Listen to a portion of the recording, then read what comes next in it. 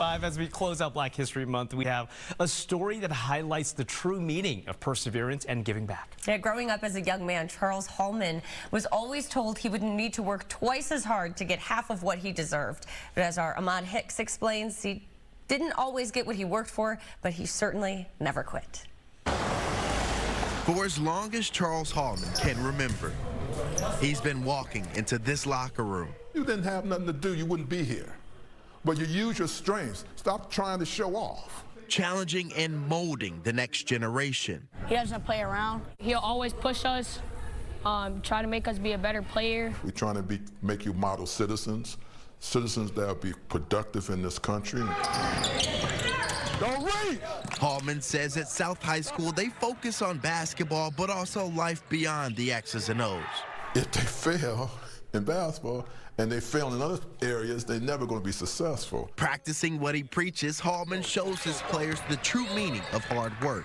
Okay, that means you got to block out. You got to play big, okay? By day, he's a basketball coach and so much more. I'm not just a coach. I'm a psychologist sometimes, I'm a father figure sometimes, I'm a disciplinarian at times. And after all of that, he's dishing out articles for the Minnesota Spokesman Recorder, Minnesota's oldest black newspaper. So what are you working on now? How has it been for you up to this point? Is it what you thought it was going to be, or has it been different? I hope that they see that I could have easily given up.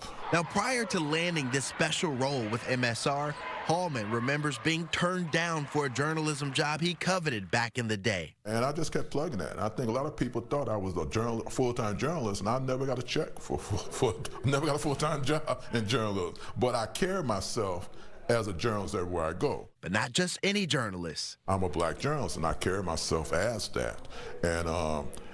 But I compete with anybody.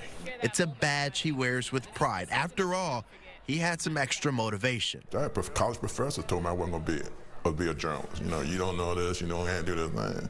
You know, I'm a stubborn kind of person. I don't let anybody tell me what I can't do. I just do that. Several decades later, and thousands of basketball games dissected, Hallman has quite a lot to brag about, including being inducted into the U.S. Basketball Writers Hall of Fame.